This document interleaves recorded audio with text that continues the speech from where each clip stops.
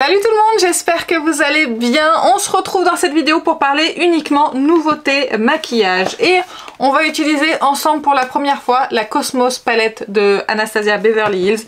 Je vais vous parler de la nouvelle formule du Dior Backstage, donc le fond de teint Dior Backstage, et une nouvelle teinte du Rosy Glow en teinte Cherry. Donc ils ont sorti des nouvelles teintes de blush Dior.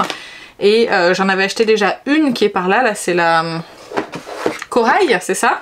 Et du coup j'ai acheté celle-ci parce que celle que je voulais, la Rosewood je crois, est en rupture de stock à peu près de partout. Donc malheureusement je n'ai pas pu l'acheter pour le moment. Donc ce sera celle-ci qu'on va tester ensemble. Je retesterai aussi de mon côté le nouvel anti-cerne de Natasha Denona parce que je sais pas si je le garde ou pas. Et je vais réessayer cet highlighter de Kiko parce que, encore une fois, je ne sais pas si je vais le garder ou pas. Donc je vais encore me faire un dernier avis avant de prendre une décision. On va commencer par la palette. Cette palette est vendue chez Sephora et sur le site de Anastasia Beverly Hills directement. Je pense qu'elle va arriver chez les autres vendeurs là d'ici peu de temps. Vous avez un packaging, je vous mettrai les prix ici directement parce que je me souviens pas, les prix sont différents selon les sites. Moi j'ai acheté chez Sephora.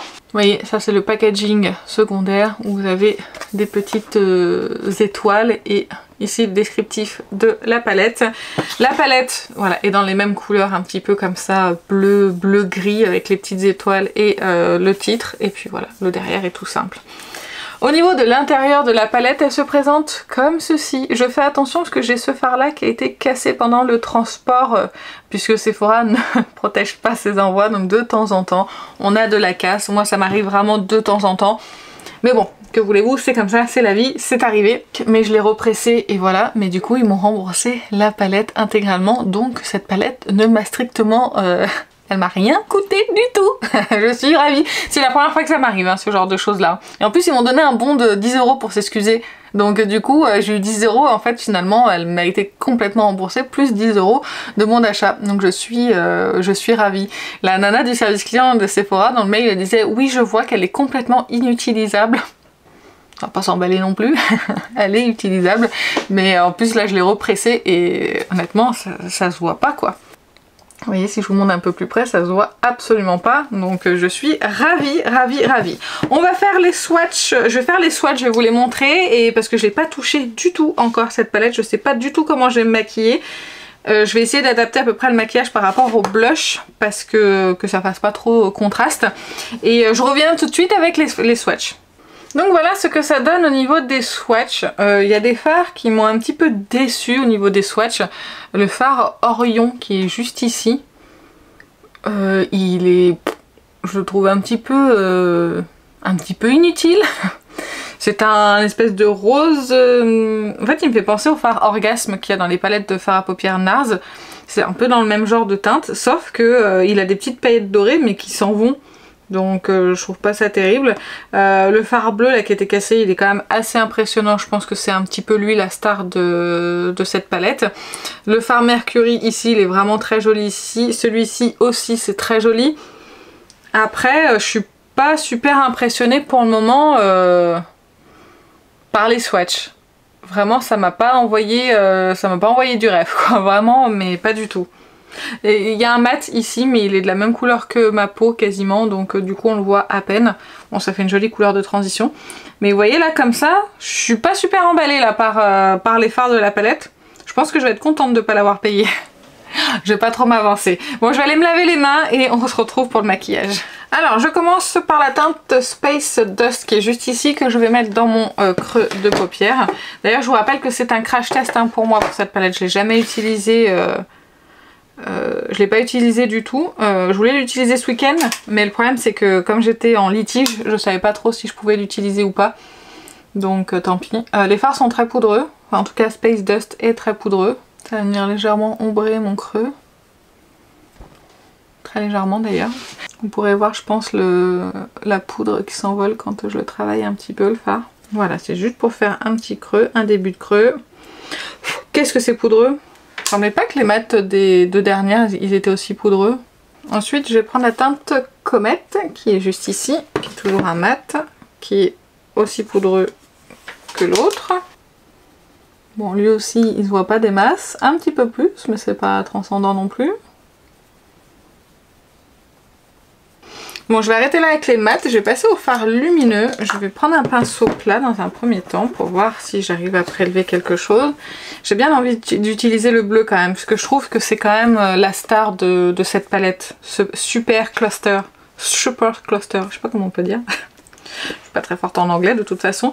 J'ai bien envie de faire ça, j'ai bien envie d'utiliser Mercury aussi avec, ça sera pas... J'espère que ça ira avec le blush, au pire si ça va pas, c'est pas une catastrophe non plus. On va voir au pinceau ce que ça donne, donc Super Cluster c'est le bleu. Oh, pas mal au pinceau, pas mal du tout. Ça fait quelques chutes quand même, c'est pas des fards hyper crémeux, mais ça passe, ouais, ça on est encore mieux au doigt bien sûr, hein, forcément. Ils sont faits où les fards d'Anastasia? Ils sont fabriqués aux États-Unis. Que c'est ce qui a marqué. On va prendre... je vais prendre la teinte Mercury. En fait, je prends les deux teintes qui m'ont le plus tapé à l'œil au niveau des swatchs, parce que vraiment les autres, ça m'a pas interpellé plus que ça. Alors si, celle-ci a l'air sympa, mais là la rose, la pailletée, je trouve... j'ai pas trouvé terrible. Et puis même Sun en swatch, je l'ai pas trouvé... Pourtant ça a l'air d'être un joli duochrome, mais en swatch, je l'ai pas trouvé si... Ouais, quoique... Peut-être que c'est moi qui l'ai mal swatché parce que là c'est quand même joli quand on travaille un petit peu. De toute façon je vais continuer à me maquiller avec là, ces prochains jours et je vous dirai ce que j'en pense dans les favoris. Parce que là on est vraiment sur un crash test. Donc j'attrape Mercury que je vais mettre en coin externe. Je vais fondre un petit peu dans le creux. Très beau joli fard gris métallique, Mercury, j'aime bien. Je vais reprendre le pinceau estompeur, hop, à flouter un tout petit peu les rebords. Je vais reprendre Super Cluster un tout petit peu au doigt, donc le bleu, et je vais juste mettre à la jonction entre les deux pour mélanger. Voilà, donc pour le moment on va laisser la palette comme ça, Aurélie, tu es toute seule, arrête. Je vais mettre mon mascara hors caméra et puis je vous retrouve pour le fond de teint. Voilà, j'ai appliqué mon mascara, j'ai nettoyé quand même les chutes parce que vraiment j'en avais beaucoup. Que ça soit avec les lumineux ou avec les mats, donc j'ai plus de lingettes en plus démaquillantes, donc je fais ça au scotch, au sparadrap, et je viens enlever un petit peu les chutes de paillettes. Je n'aime pas tellement le rendu du mascara sur mes cils aujourd'hui, mais en ce moment là, je pense qu'ils sont dans un cycle où je sais pas, mais ils sont très pénibles, autant à recourber qu'à mettre en place comme il faut, enfin bref, là je pense que c'est un cycle qui est compliqué. En tout cas le maquillage des yeux ça donne ça, on est sur un bleu, ça fait un bleu un peu vert gris, c'est très joli, j'aime bien. Pour le moment si je devais juger la palette sur ce maquillage là, je trouverais que c'est très joli. On verra avec d'autres maquillages que ça donne, mais là pour le moment c'est joli. J'étais juste en swatch pas super convaincue. Bref, nous passons au fond de teint. J'ai déjà appliqué mes bases. Sur les joues, j'ai appliqué la Natasha Denona et sur la zone T, j'ai appliqué la Power Grip Primer de LF parce que j'ai toujours pas d'avis sur celle-ci. Et que celui-ci, j'ai déjà un avis sur ce fond de teint. C'est la troisième fois que je vais l'appliquer avec vous.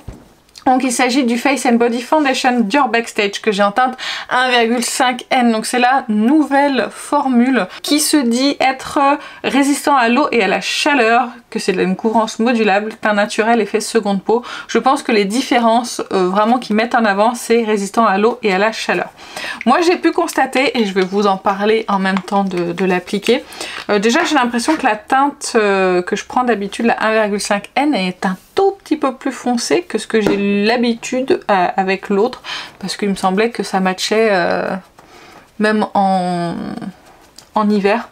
Donc du coup je me souviens plus trop, mais je pense que ça allait très bien. Et alors que là je suis bronzée et je trouve que c'est juste en fait en termes de teinte. Mais bon, peut-être moi qui me souviens mal aussi de l'autre. Je l'ai plus l'autre, hein. Il était périmé, j'en ai été séparée, enfin il restait ça dans le flacon et il était périmé, donc je l'avais utilisé en début d'année, si jamais vous voulez aller voir le résultat sur ma peau. Alors ce que j'ai pu constater, honnêtement il est toujours aussi fin en termes de texture que le précédent, on est toujours sur une texture comme ça fluide, il se travaille toujours aussi bien, j'ai l'impression qu'il est parfumé, enfin qu'il a une odeur et un parfum qu'il n'avait pas avant. Encore une fois, je n'ai pas l'autre à côté pour vraiment voir la différence. Et j'ai cette impression là. Au niveau de la courance, selon moi, c'est exactement la même chose que l'autre. La finesse du produit, c'est exactement la même chose. Toujours aussi imperceptible sur ma peau. Enfin vraiment, j'ai rien à lui reprocher de ce côté-là. Par contre, je trouve qu'il est quand même beaucoup plus lumineux. J'ai l'impression qu'il est un tout petit peu plus gras. Mais c'est très léger que la précédente formule, parce que l'autre je l'appliquais, il était pratiquement mat naturel instantanément, j'avais pas besoin forcément de le poudrer, et celui-ci par contre je ressens le besoin de le poudrer parce que je trouve que cette lumière c'est un petit peu trop. Donc encore une fois, ce ne sont que mes impressions par rapport aux souvenirs que j'ai de l'ancien, mais j'avais pas cette lumière là avec l'ancienne version. Et à savoir que l'ancienne version est quand même était mon fond de teint favori. Je crois que c'est le seul que j'ai racheté 2 ou 3 fois, alors que c'est quand même un 50 ml. D'ailleurs c'est toujours un 50 ml. Il est un tout petit peu plus cher celui-ci, il l'a augmenté de 2 €. Et voilà, moi en termes d'application, de rendu, c'est voilà, c'est tout ce que j'ai pu remarquer comme différence. C'est vraiment son fini beaucoup plus lumineux selon moi que ce que l'était l'autre version. Après, en termes de tenue, je l'ai porté 2 jours ce week-end où c'était vraiment des jours assez intenses parce qu'on était invités, il faisait chaud, etc. Je me suis beaucoup touché le visage. Et honnêtement, alors résistant à l'eau, je ne sais pas, parce que je me baigne pas maquillée, j'ai pas eu d'éclaboussures, j'ai pas eu ce genre de choses là. Donc honnêtement, je peux pas le constater. Résistant à la chaleur, bah oui, enfin il faisait chaud, après j'ai pas transpiré à grosses gouttes non plus, mais il faisait chaud et ça s'est très bien passé, il a tenu toute la journée. Bah vraiment, j'ai pas l'impression que ça soit mieux que ce qu'était l'autre, mais après il faudrait le tester dans des conditions extrêmes. Après je me suis mouchée aussi hier avec, et j'avais très peu voire quasiment pas, de fond de teint en fait sur le mouchoir. Donc il doit quand même, alors c'est pas marqué qu'il est sans transfert, mais en général quand ils sont résistants à l'eau, ce genre de choses, il y a très peu de transfert. Donc voilà la petite indication, mais je m'étais jamais fait la réflexion avec l'autre. Je pense qu'il faisait du transfert l'autre et qui quand je me mouchais, ce genre de choses, je pense qu'il transférait sur le mouchoir. Donc voilà ce que j'ai pu constater comme différence. C'est pas énorme, mais c'est vrai que s'ils ont amélioré la tenue, c'est plutôt pas mal. Après, à voir si, comme avant, il continue, je le module un petit peu, j'en mets un petit peu plus sur mes joues, s'il continue qu'on ira autant de monde, parce que j'ai l'impression que ce fond de teint faisait quasiment l'unanimité. J'ai même pas en souvenir quelqu'un, quand je regardais des vidéos, ce genre de choses, quelqu'un qui disait que vraiment il n'aimait pas ce fond de teint, et en plus sur tout type de peau. Donc j'espère qu'il va toujours plaire aux peaux mixtes et grasses par exemple, vu qu'il est quand même un petit peu plus lumineux, je le trouve un poil plus gras que sa précédente version. En tout cas, je regrette pas d'avoir acheté cette version là, c'est un fond de teint que j'aime quand même beaucoup, qui a quand même un très joli fini, il n'y a vraiment pas d'effet de matière, il est très fin sur la peau, enfin vraiment je l'aime bien, hein. C'est juste que j'aimais bien le fait que l'autre j'ai pas forcément besoin de le poudrer, alors que celui-ci je ressens quand même le besoin de le poudrer un petit peu. On va appliquer la anti-cerne de Natasha Denona, ce sera ma dernière application avant de savoir si je m'en sépare ou pas, parce que là j'en ai aucune idée pour le moment. Et je verrai à la fin de la journée ce que ça donne. J'applique ça hors caméra, je reviens. Donc j'ai appliqué l'anti-cerne Natasha Denona que j'ai poudré avec ma poudre Huda Beauty en teinte Cherry Blossom Cake comme d'habitude. J'ai mis mon bronzer LH Cosmetics, c'est celui-ci en ce moment que j'aime bien. Je suis en train de l'user alors qu'il est tout neuf parce que je l'aime vraiment beaucoup. J'ai la teinte Always. Et maintenant, j'ai poudré, alors je voulais appliquer encore une fois je l'ai oublié celui-ci, non mais j'arrête pas de l'oublier ce truc. Bon bah écoute, ce sera dans une prochaine vidéo mon gars, hein. On remet ça, on va se concentrer sur le blush. Donc on va appliquer ensemble le blush de chez Dior, le Rosy Glow en teinte 015 Cherry. Alors un pinceau. Où avons-nous un pinceau? Ici. Oh, il n'y a quasiment plus rien. Je vais prendre toi. Tu seras pas trop... non, t'es assez souple. Parce que même mes pinceaux référents sont tous sales. Aïe aïe aïe, on va y aller. Ils sont tous en rupture de stock les blushs Dior là chez Sephora. J'ai l'impression que ça va faire sortir mes taches. Comme s'il allait faire sortir mes taches ici là. Pourtant les pinceaux étaient propres, ça peut pas être le pinceau. Bon, allez, j'ai décidé, je ne garderai pas l'anti-cerne Natasha Denona. Je le mettrai en vente sur Vinted, je vous remets mon Vinted. Si ça vous intéresse d'ailleurs, je vais le vendre, alors il coûte combien celui-là? 38 € chez Sephora. Je le mets à... je l'ai utilisé, je pense bien 3 ou 4 fois maximum. Si jamais ça vous intéresse, je le mets à 18 €. Et c'est la teinte N3. Donc voilà, si vous êtes intéressé, vous venez me voir directement sur Vinted et puis je vous ferai l'annonce. C'est Aurel Nounout, je vous le mets juste ici. En tout cas, ce blush est magnifique. Je pensais que ça avait fait quelque chose, mais non, en fait, c'est juste mes taches là qui ressortent un petit peu en transparence. Ça me le fait de temps en temps avec les produits poudre. Je pense que c'est la poudre Laura Mercier associée au blush, ça a dû faire ça. En fait, la poudre, je l'aime bien. Elle est sympa, mais pour moi qui ai la peau normale à sèche, c'est plus une poudre que je vais utiliser sur la zone T. Elle est lumineuse, mais c'est pas non plus... Pour moi, elle est plus matifiante qu'autre chose pour ma peau, mais elle laisse un éclat subtil et naturel, mais je la trouve un petit peu trop... comment dire, je la trouve trop poudreuse et c'est vrai que certaines fois avec certains fonds de teint par exemple qui sont moins hydratants, peut-être un petit peu plus mat, ça va être moins joli. Donc c'est pas du 100%, mais je l'aime bien, hein. Elle est sympa, elle est fine, elle est vraiment imperceptible et tout, mais encore une fois je suis pas sûre de la garder parce que c'est pas ma meilleure poudre. En tout cas ce blush Dior il est super joli et franchement il n'y a pas besoin d'avoir peur de la teinte, hein. Ça se fond et ça se travaille super bien au teint. C'est super joli, hein. En tout cas, j'aime beaucoup. On va finir le maquillage des yeux ensemble. En tout cas, je valide ce blush, cette teinte. Il est superbe. D'ailleurs, quand je valide un produit, je ne garde pas l'emballage en général puisque je garde le produit. Donc, on va finir les yeux ensemble. Je vais reprendre la Cosmos et je vais... Et qu'est-ce que je vais mettre en ras de cils? Je vais juste faire un rappel des deux teintes, surtout cette teinte là en fait, je pense que je vais faire ça. Est-ce que je mets un crayon ou pas? Je sais pas. Je sais pas du tout ce que je fais. Didalidaloum. De quoi faire le ras de cils s'il vous plaît? Merci. Ils sont où mes pinceaux ras de cils Refer là? J'ai plus rien. Tout que je lave. Donc je reprends la teinte Comète qui est juste ici. Je l'applique en ras de cils. Je vais reprendre la teinte Mercury et je vais l'appliquer ici parce que ça manque, je trouve, d'intensité sur ce ras de cils. J'espère que vous voyez. Je vous ai pas rapproché d'ailleurs. Je manque à tous mes devoirs. Je trouve que c'est déjà un peu mieux. Non, ne tombe pas. Tu es tombée quand même. J'ai envie de mettre un crayon en muqueuse. Je vais peut-être mettre... Je pense que la teinte Zao Flash de LH Cosmetics sera peut-être pas mal. Ouh là, il faut que je te taille toi. Voilà, ça apporte un petit peu de lumineux dans la muqueuse. Je trouve ça mieux. Bon, j'aurais peut-être pas dû mettre cette anti-cerne aujourd'hui, ça va pas du tout. En fait, si je le poudre pas, ça va pas. Si je le poudre trop, ça va pas. Il faut juste un juste milieu. Mais des fois, bon bah je m'implante, je mets un peu trop de poudre et voilà ce que ça donne.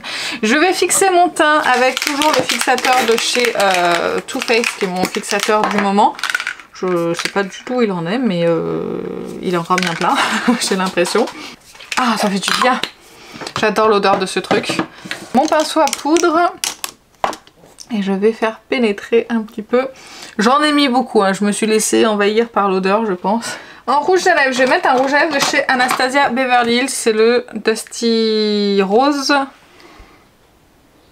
Ouais, ça va très bien aller. Il est très très beau ce rouge à lèvres, je l'aime vraiment beaucoup.